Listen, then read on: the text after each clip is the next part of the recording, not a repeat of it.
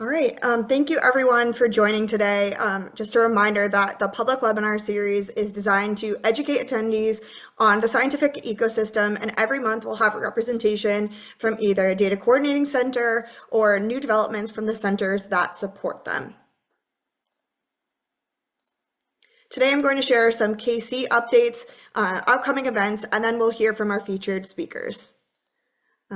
Just a reminder to everyone, if you're unable to attend last month's webinar, the webinar recordings are all available on our YouTube page, and you can also access them through the Knowledge Center as well. So with that, here's our Knowledge Center, which is cfdeknowledge.org. If you want to access the old webinars, you can go to the tab up here, which says webinars. This is our landing page. We are actively working on some updates to the Knowledge Center, which will be unveiled in March 2025. So stay tuned for these.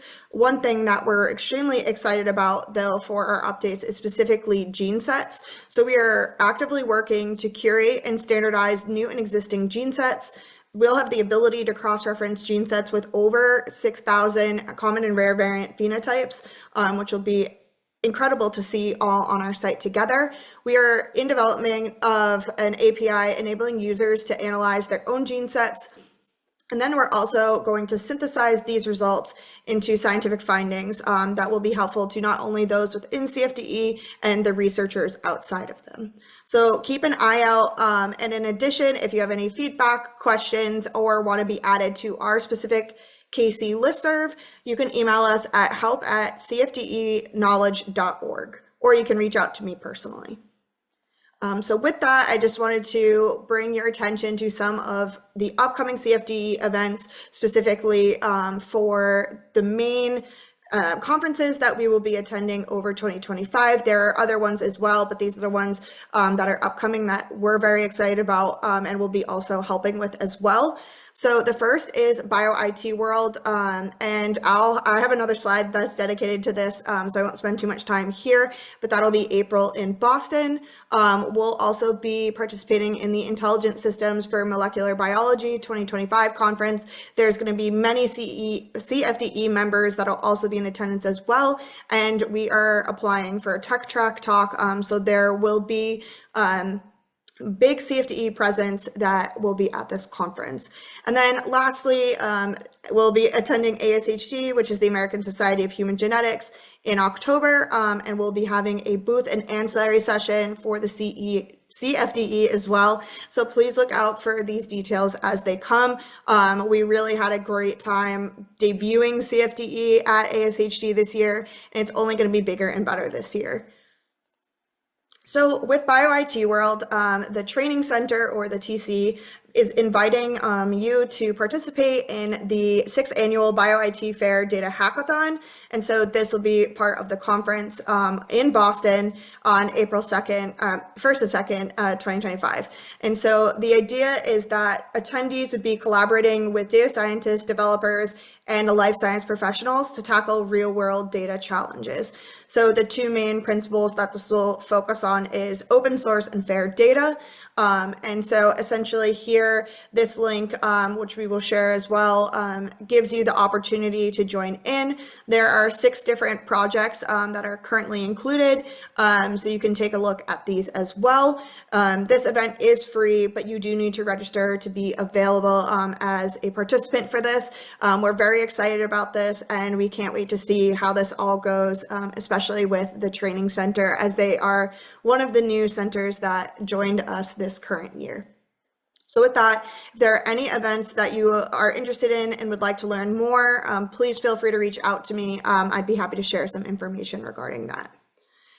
And now today we're going to share a celebration for 10 years of 4D-Nucleome with Peter Park, who will be presenting. And Peter is the principal investigator for this project. Before we get going, I just wanted to share, this is the data portal for 4DN. And so essentially this is generated by the 4DN network. And basically, host the data and other reference nucleome data sets. And this tool is constantly iterating specifically for open data processing and visualization. Peter's going to dive into this a little bit more.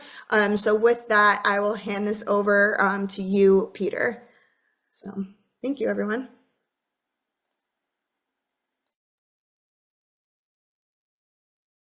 All right. And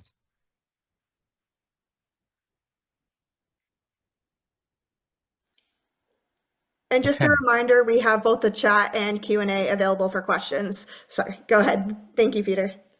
All right.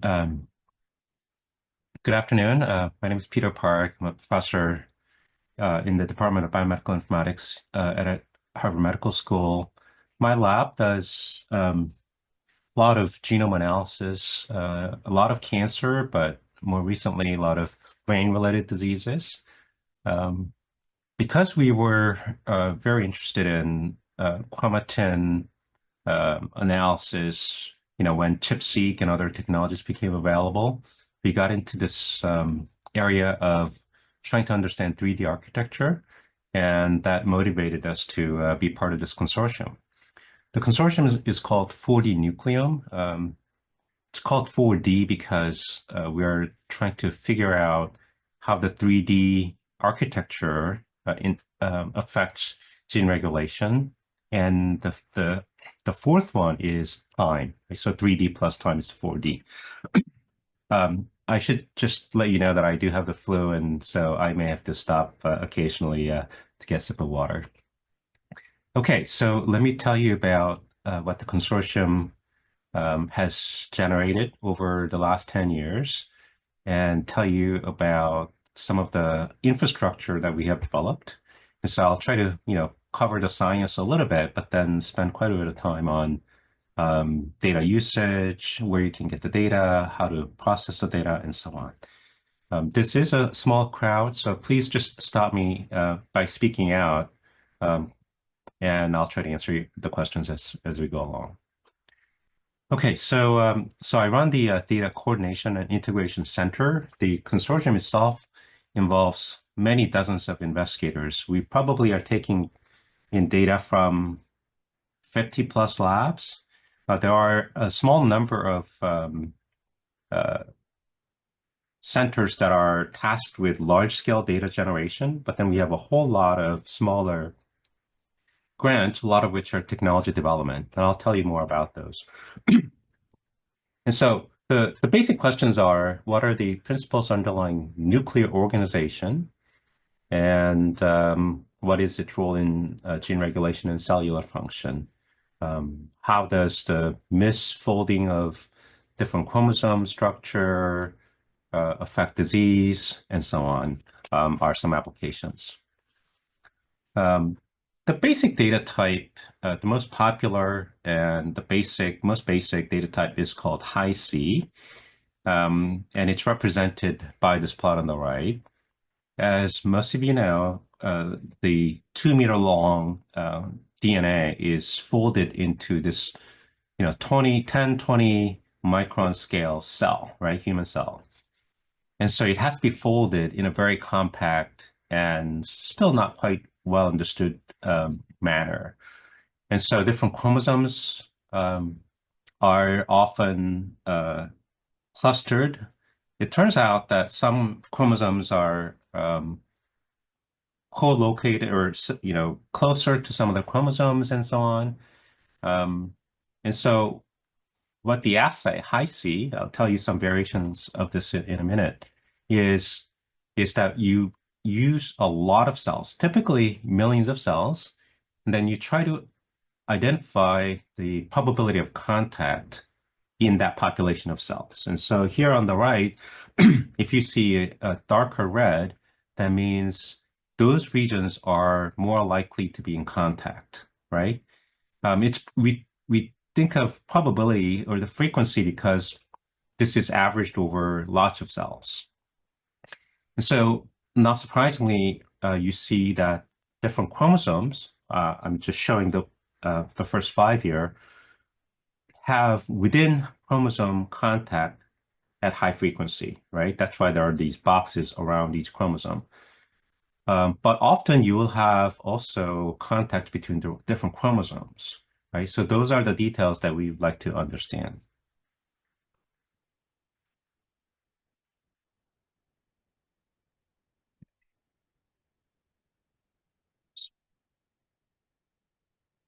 Sorry, I'm trying to, hmm. Sorry, my slides crashed. No problem. Feel free to send them along to us if you have them somewhere else too. We're happy to put them up. Ah, I apologize. Can you can you force unsharing of my Yeah, slides? let me try. Um, Not sure what happened here. okay.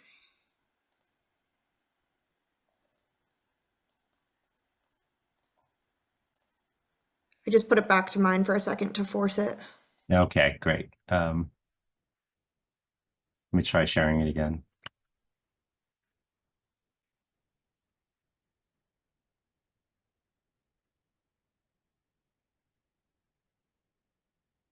All right. Okay, so just to give you a little bit of history, the original assay was called 3C. Um, Back in 2002, Joop Dekker developed this as a graduate student. And the idea is the following. So you have two loci, you cross-link it with formaldehyde, and then you use some restriction enzyme to basically cut around uh, the actual cross-linked site. And then, as you can see on this, the third diagram, the loose edge will often ligate to each other. Okay? And then you reverse cross-link, and now you have a piece of DNA where two regions that are close in 3D are linked as one piece of one fragment. Okay? And so when you can do PCR, and so to figure out exactly what the pieces came from. So the original assay was called 3C because there the question was, given that you have two loci of interest, the question is, could you figure out whether those two loci are in contact? Okay, so that was the first version. And since then, there have been many other assays. So 3C was the first one, and then there was 4C, which is given a locus, can you tell me all the other sites that are in contact with that one? And 5C is given a set of loci, what are all the other sites that are connected? And then finally, in 2009, there was an assay called Hi-C, where you're testing for every possible interactions um, in the genome. Okay. And so that was very popular. It was a major innovation. And then there have been so many other developments since then. There is something called in situ Hi-C, which is trying to do this in its native context. There are a bunch of other assays, ChIA-PET, HiChIP, and so on, that has a chromatin immunoprecipitation part along with that. There's also a single cell version of Hi-C. I mentioned that the typical Hi-C might require millions of cells. In 2017, there were a series of papers trying to do single nucleus Hi-C. Turned out that the data quality was really poor. And so, it was really hard to know what to do with the data at that point, other than really basic principles. But since then, the quality has gotten substantially better. And so I'd say a lot of single cell Hi-C data have come along the last couple of years, and that are of reasonable quality. The latest kind of popular version is called micro-C, where they use micrococcal nuclease to digest. And so it gives you a higher resolution. And so the underlying idea is really the same. It's just that, depending on the context, depending on the restriction enzyme you use, you might get different resolution, different data quality. Okay. Any questions so far? Okay, so the aims of the project was primarily to map the 3D interactions. And so we knew a few things about the structure. There's A compartment, then B compartment, where A is more in the open chromatin region. There's TADs, as you see here, topologically associated domains. So these are these clumps of regions that are sort of compact in such a way that there's relatively little interaction between different TADs, but a lot within. And then, of course, there is a enhancer to promoter interactions that we're all very interested in, because exactly how an enhancer that's far away could help initiate transcription has been of really great interest. And trying to link different promoters to different enhancers is something that's really difficult to do without this kind of data, right? And so we know that the interaction is quite complicated. An enhancer can regulate multiple promoters, and usually, obviously, the closer the enhancer it is to a promoter, the more likely that it's a regulator of that promoter. But we know that the relationship is a lot more complicated. And so trying to map that using this data set was one of the key goals. There's also a model building component. And so to really try to understand the principles behind how the chromosomes fold, people have tried to come up with some polymer modeling. And so, whether you could come up with some modeling principles that would generate what you observe from the data is a area of interest. And then, of course, there's a lot of functional validation that the people have tried to do in some large scale. This is a figure taken from this paper in 2017. This was done almost at the beginning of the project, and so it has a list of assays that were proposed, and so on. Now, there are many applications of this. Exactly how the 3D folding is different across different cell types, as seen on the first plot here, is of interest. In cell cycle, at different phases, the 3D conformation is very different. And so trying to map those to really understand how genes are regulated by this structure, 3D structure, is of great interest. On the third panel, this is a specific locus that is tracked in time. And so in G1 phase, that locus is actually moving around a lot in space. And so trying to really decipher the dynamics of this is one of the goals. Now, I'll talk about this a little bit more, but there's also an imaging component to this. So I would say this really came about in the last few years. Here's one example at the top where you can actually fluorescently label some sites, and then you can track the two, in this case, two different CTSF sites. And so when there's a loop formation, okay, and it turns out that this kind of a loop formation that brings in an answer to promoter, for instance, has been known, but the dynamics of it is an active area of research. But you can actually track the two sites, and whether they are further apart or closer will allow you to figure out whether there's a loop formation or not. Similarly, enhancer to promoter interaction here, you can actually label these sites and then see when they're brought closer together in time. And so we have a lot of imaging data like this that have been generated just in the last 2 or 3 years. Okay, so that's the basic technology. So a lot of genomics. Like the Hi-C data, we require about 600 million reads as the minimum cutoff. 600 million doesn't sound like a lot now, but back then it was quite a bit. And we used 600 million just because that was basically a lane on a sequencer. A lot of the data sets are quite a bit more, probably more like a billion reads.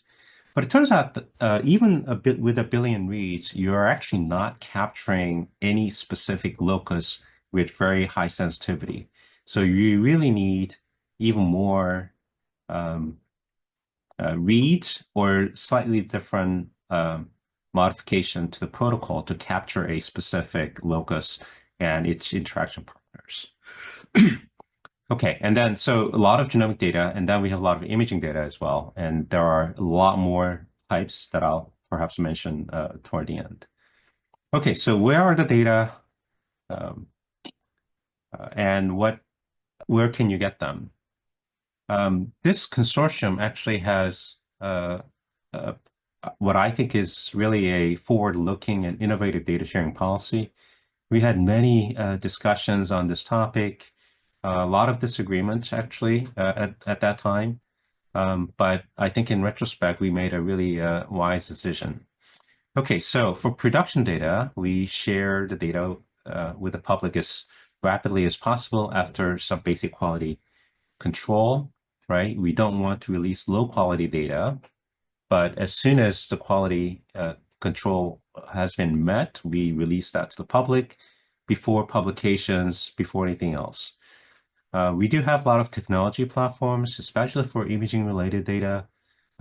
We share internally, and then we share because the state of that technology is less mature. We're a little bit more careful in making sure that the high quality data are shared. And so the sharing is when a manuscript is submitted.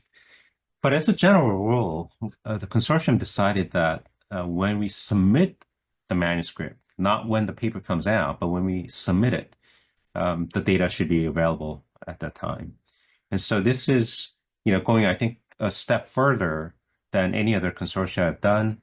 And we essentially had no problems with any, complaints about people outside the consortium taking advantage of early release data. You saw this already, but this is the data portal.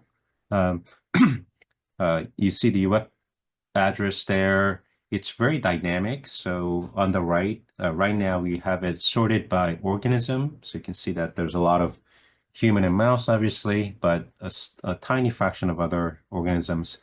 But you can all sort by many other types. And so in terms of data types, you can see that the most popular one is in situ high C. So that's the flavor of high C that gives a slightly higher resolution. ChIP-seq is also popular. DNA-FISH, RNA-seq, etc. All very popular. In total, we have about 250 terabytes of data. I'm sure there are some consortia where, especially with whole genome data, it's even more. But for, I think, a consortium, this is quite a bit. And storing all this and making sure that it's all accessible has been an interesting infrastructure challenge. There's a lot of files. There's 4DN data, but we really wanted this portal to be a resource for anybody interested in 3D interaction data. And so we actually have tried to incorporate a lot of external data. And so you see a little bit of ENCODE data, primarily ChIP-seq and some histone data. But then when there are popular external data sets that people are interested in, and you'll see why, because we have infrastructure that will allow people to view the data in place on the portal. We wanted to make it easy for them, and so we have imported a lot of published data. Okay, so just some basic information about data usage. The type of data that's most popular is contact matrix. Contact matrix is basically that heat map that I showed on the second slide with probability of contact between any two loci. Boundaries are where the different regions are demarcated, typically for topologically associated domains, and so on. Um, on the bottom, you also see that in terms of the data type, in situ high C, a dilution high C, and so on. Basically the simple matrix derived from in situ high C data are what a lot of people have found it useful. And I think for this consortium, particularly challenging was just the number of different labs generating different types of data, as you saw on the overview page. But it turns out that high C is probably the most, still the most popular data type. We do have this page where you can see the data usage real time. And so for the last 2 months, I just took a screenshot of this right before the seminar. You can see that there's a large number of countries from which data have been accessed. Orange is the US, but you can see that there's a lot of other countries. So the blue in this wavy plot is China. And so there's a lot from there, Japan, Hong Kong, UK, etc. And so we think that the data are being used quite a bit. Over the past year, the data type that's popular has changed a little bit. And so we have more of this multiplex fish kind of data, as well as the typical ChIP-seq and I-seq. One of the sorting functions is to do it by lab. And so we made this so that, we can keep track of how often different labs have submitted data. And, they themselves can track how much they're submitting to data. And so this was one way to encourage the data producers to submit data on time. Now I want to talk about some other features that we have in our portal that you might find useful, especially if you're managing other portals and you'd like to implement some of these features. And so one thing you have here at the bottom of the page is browse by publication. I'll show you a little bit more about that.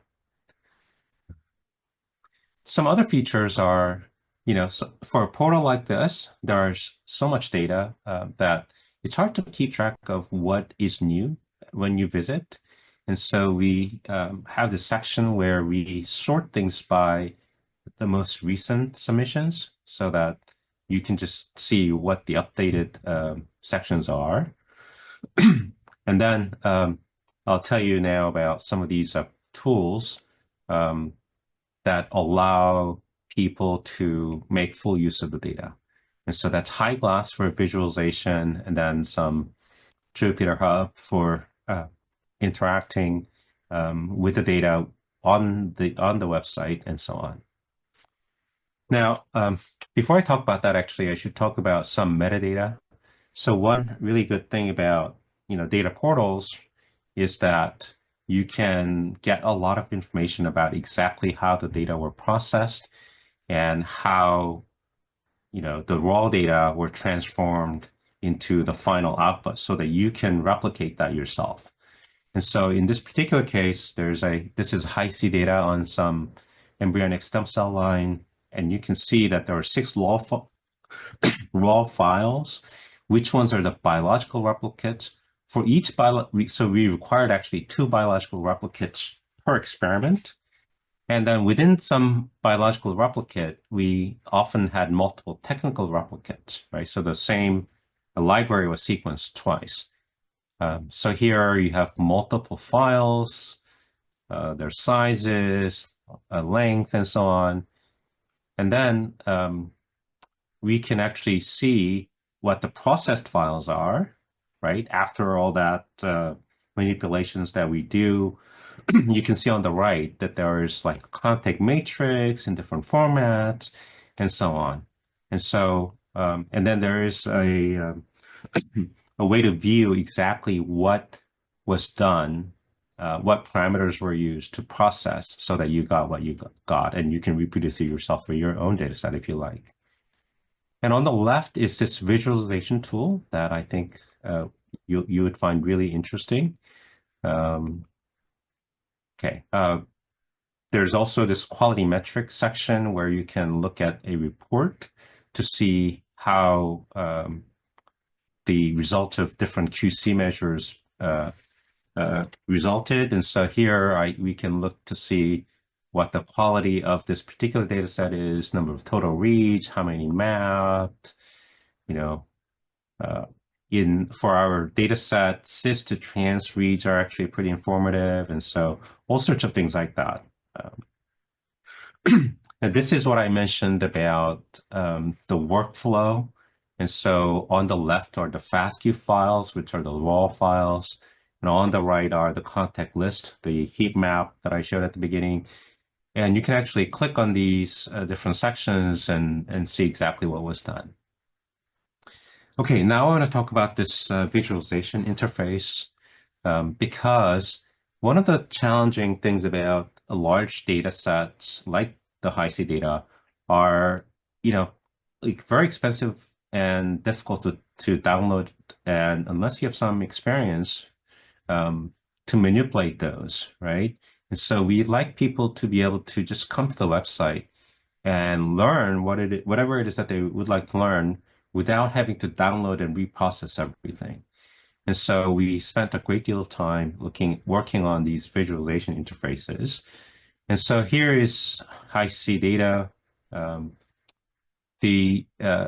Everything here is actually interactive. So if you can just come to the website, then you'll see how you can play with this.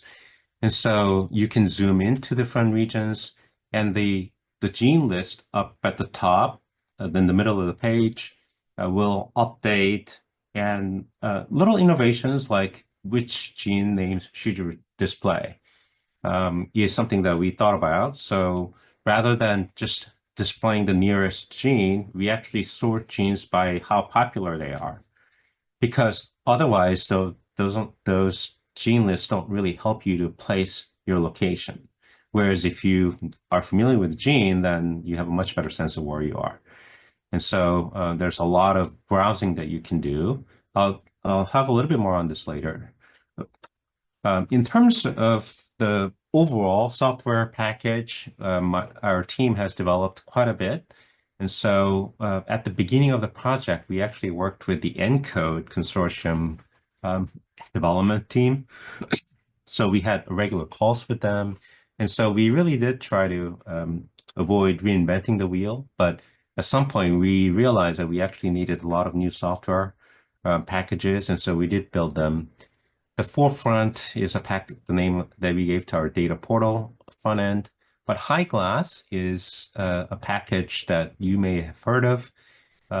It was developed by Niels Gallenberg, a member of our department, and it has really taken over the field in terms of popularity. And so anybody that's looking at Hi-C data or any 3D data will probably be familiar with this package. It has many other applications. And so if you are into data visualization where dynamic interface is really helpful, this is something that you might be interested in.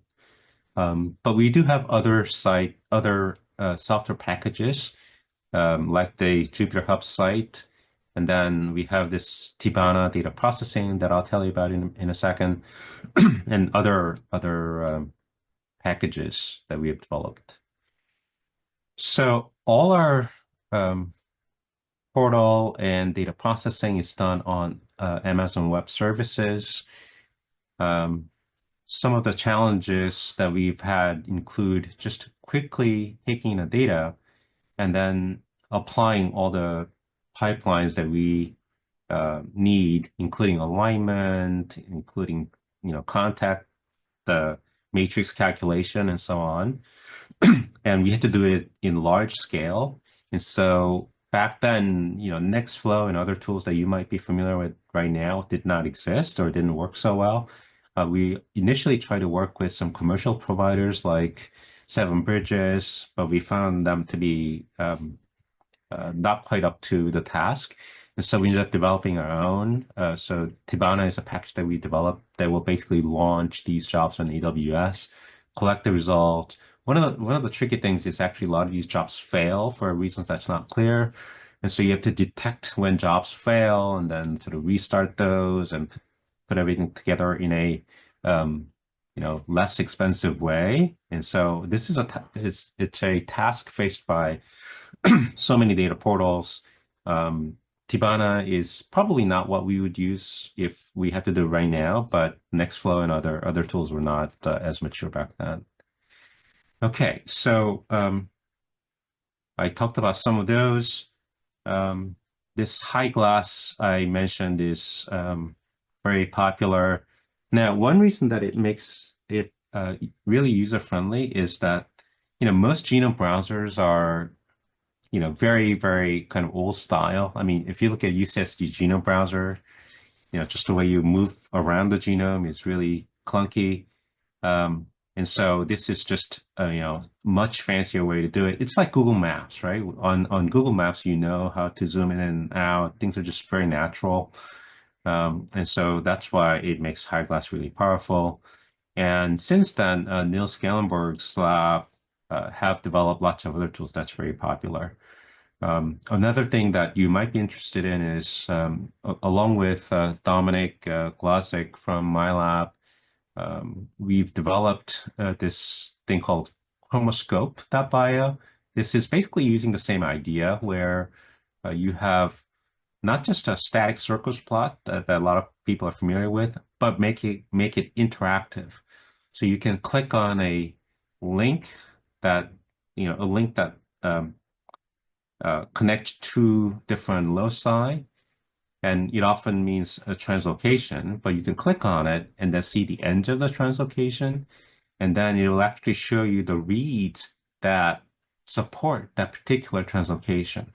And so here on the right, the bottom two kind of boxes show the reads that support that translocations. And so this turns out to be really useful, so that you don't actually go through having to open up a raw data to figure out whether whatever is mapped to this region are actually reliable calls.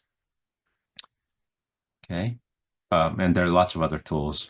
The Gallenberg Lab has actually built things for other consortia, Vitesse, for instance, for HubMap, and so on.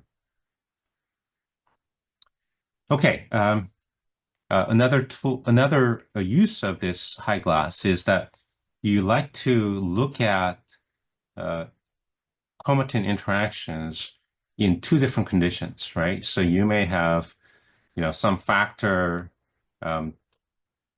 in a condition, and then without, you may have, two different temperatures, you may have whatever conditions you like to compare. You can actually put these two Hi-C maps side by side so that you can do direct comparison. And here you can actually zoom into one map, and the other map will follow, basically. And so this is really a powerful way to compare, because that is what a lot of people are interested in, right? Wild type versus mutant, cancer, normal, and so on. And so, again, if you haven't tried high glass, I would highly encourage you to do that. We do have 4D and Jupyter Hub. Now, the idea behind this was that the user would not have to download the data to compute, but that you can just do things in place. I have to say this has not been used that much. There are actually at least two occasions where we saw heavy usage, and it turned out that those were instances where some clown tried to do cryptocurrency mining using our portal. And so if you're building a public Jupyter Hub on the cloud, You gotta watch out for those cases. And so we have mixed feelings about this. Um, whether people can do enough through 4DN or through a Jupyter hub for 4DN or any other consortia to make it worthwhile, it's not clear. The other factor that we worried about initially, of course, is cost, right? Because if somebody does a lot of computing on this, it does run up the bill. I did mention that we have genomic data and microscopy data. And so let me just mention the different types of data for the imaging part. And so there's actually a long list. I just captured the first few here. But microscopy data are actually fairly new in terms of data portals. How to handle these very large data is not clear. I can't tell you how many meetings we've had to figure out what level of data should be deposited. One thing that I've learned is, of course, genomic data are large, but microscopy data are even larger. I mean, we're talking for some microscopes, terabytes and terabytes data per experiment. And so it was actually hard to imagine how one could store the raw data.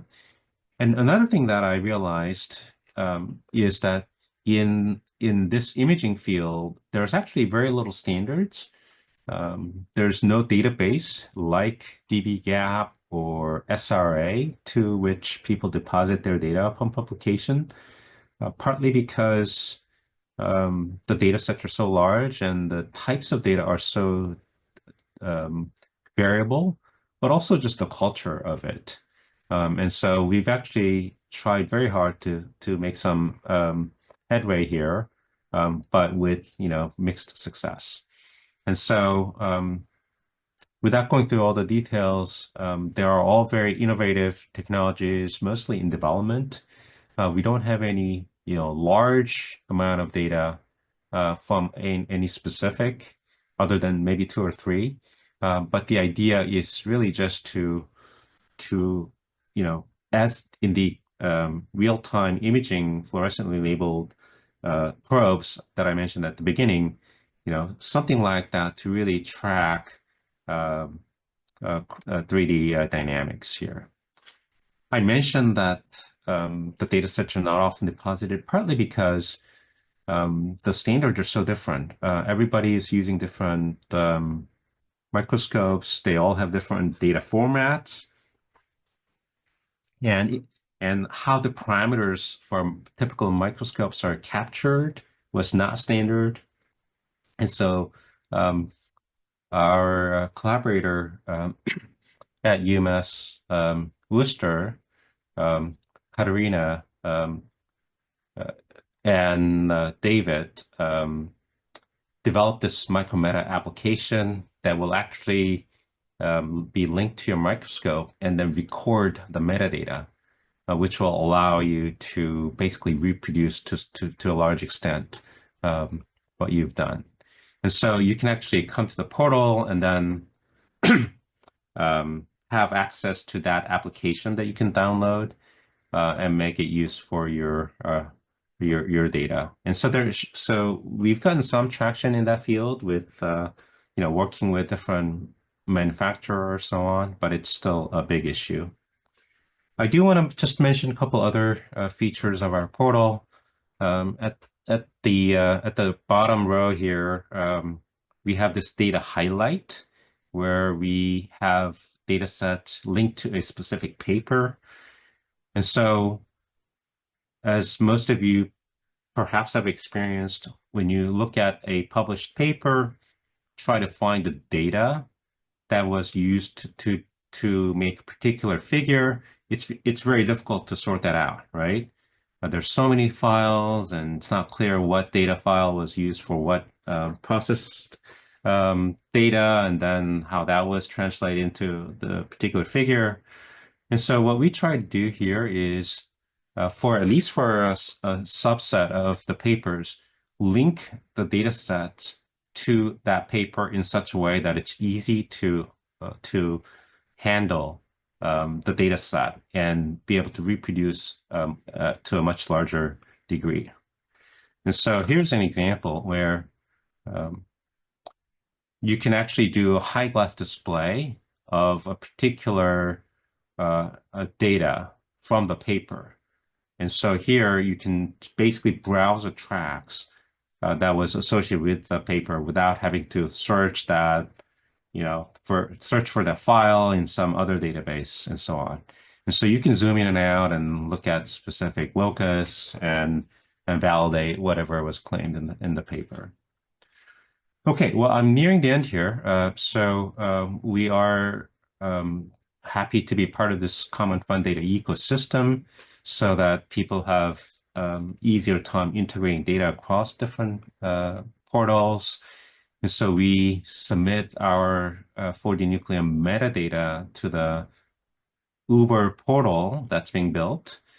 We also try to do this fair assessment as others do. Our ratings are pretty high. And then we have some other collaborative efforts. One thing I'd like to highlight perhaps is this RAS log authentication. So what it does is basically have a way for you to log on to the 4DM portal and basically be linked to the NIH account so that you will use that credential and then you will have access to other portals to which you have this ERA account access. And so this really would be helpful, but the implementation of this has been a little bit slow. But we're almost there, and I think once it's done, being able to navigate different portals should be much easier for the users. There are a couple other projects that we're doing with other 4D, other CFDE projects. We try to format our data in such a way that it can be searched in this graph format through collaborative efforts. We have also tried to do something like this where, a lot of data sets that we generate are cell line data, whereas some other some other projects are generating data from disease phenotypes. And so it's not clear how to link those, right? So for instance, there's Hitch first data set where different tissues are sequenced. And so what's the right cell line to compare, right? Because you may have 3D interaction data for embryonic stem cell cell line or this other cell line, but is that the right cell line to compare for your tissue for which you have mutation data? And so we've actually tried to develop some mapping between those. It turns out that there are some algorithms out there for doing this, but they're all over the place. So there are 4 studies that we looked at. On the right, those are the tissue types, and the link between the two, any two, is really highly variable. And so there are some challenges there. I mean, people basically sort of guess at the pairing between the cell line and tissue type. And so we try to systematize that a little bit more. Well, that's pretty much it. If you're interested in the project details, I mentioned the original 4D nucleum project paper in 2017, but a more recent one is 2013 molecular cell paper. There is another sort of more final end of the project sort of summary that has been reviewed and probably will come out in Nature relatively soon. So you can watch out for that. If you're interested in the portal aspect of it, there's this Nature Communications paper that describes the kind of data and some of the issues that I mentioned about how the data are processed and so on as well. Just to acknowledge the people that actually did the work, Andy Schroeder is the project manager and senior data wrangler who's overseeing a lot of these efforts. Rahi Navakar is our data wrangler who has done a great job interacting with so many different labs. Clara is the mathematics scientist that did a lot of data processing. And then, of course, there's a lot of back-end portal development and front-end interface and some additional analysis. It actually, the portal actually benefited a lot from working with a data visualization lab. I mentioned Niels Gallenborg, but Sehi also uh, was very helpful in coming up with some clever aspects of Chromoscope and some other tools here. And then Katerina Strambio at UMass Worcester was really the person leading all the imaging data standardization efforts. And so she's, she has so much energy to get people together to come up with some standards and to work with different parties to have them adopt this standard so that there's a little bit more of standardization in the imaging community. Okay, that's the end. So thank you for your attention, and I'm happy to take questions.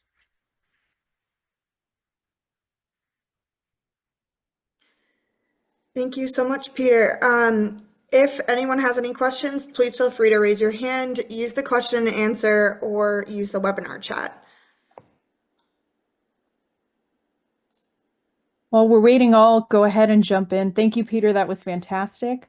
You mentioned that you're working on this sort of end of the project type paper. So where is 4DN headed next? It's been 10 years and you guys have done some really amazing work. So what's on the docket? Well, so maybe not everybody listening knows this, but common fund projects like 4D Nucleome and most other CFDE projects are limited to one renewal. And so, most projects get renewed after the first 5 years, but we are at the end. And so we're done. So we cannot be renewed. And so, people are going to basically further develop their technology and continue their research, but that's it.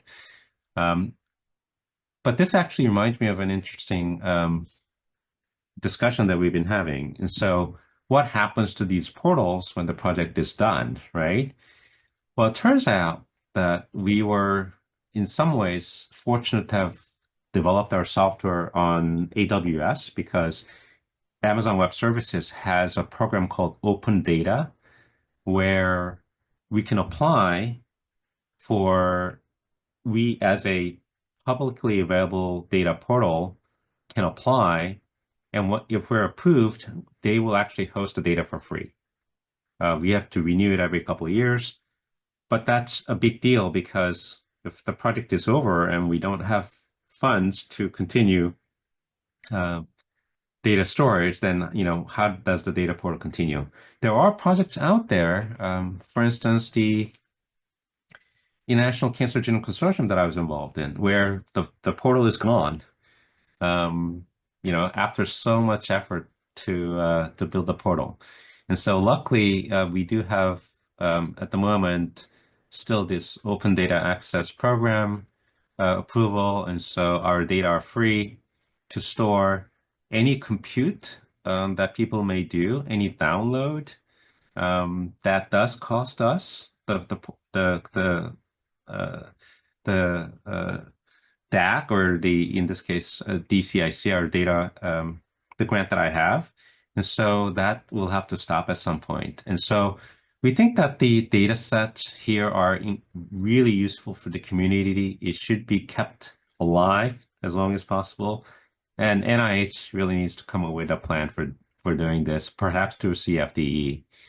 And so obviously we have contingency plans, which is to basically deposit all the data to a publicly available NIH site like SRA, but none of the functionalities that we have here, like browsing the data without having to download and reprocess, all the metadata, all the QC, all sorts of things are not available through SRA, right? So that is going back to the Stone Ages. And so I wish there is some other way to keep that going. So for now, we'll try to keep it alive as long as we can. Um, So there's a question in the question and answer by Nathan Tucker. It's awesome to see all of the technological development over the past 10 years. I'm curious to hear what you're most excited about from a technical standpoint in the next 5 to 10. So single cell, more high throughput spatial, and or other things that you see coming down the pike, especially with the evolution of sequencing technologies. that is a great question. Um, well, I think the high C kind of data have been around for a while, and I think the easy things have been done. But as the questioner noted, some of the new technologies like spatial genomics obviously is really exciting. For me, I was really surprised at how some of these single molecule labeling technologies can really teach us something that I didn't think was possible, which is we can actually trace these loci um, with such high resolution that you can actually see them in space interacting. Um, and um, and I think that's really going to be used. It's still labor intensive, but I think that's really going to be useful for studying specific biological phenomena. And so, you know, exactly how do um, even DNA repair happen in the context of this looping? There's some evidence that this what we call loop extraction, how like there's a cohesion that binds together and to form these loops. There's a loop extraction dynamics that people have been interested in. But it turns out that DNA repair, for instance, is facilitated this by this loop extraction process and so on. So there's a lot of things that I think by studying only by studying at a single molecule resolution using this fancy technology can resolve. Um, but I have to say that the number of new assays in this field has just ballooned to such an extent that I can't keep track of all the assays that so many, you know, something seek profiling techniques, so many imaging-based techniques. So I think the winner is to be determined. Um, I think the single cell high-C data is pretty exciting.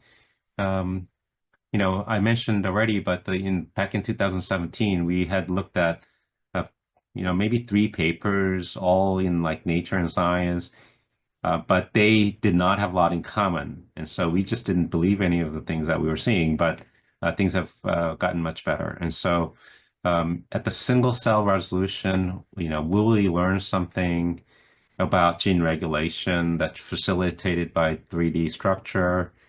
You know, we'll see.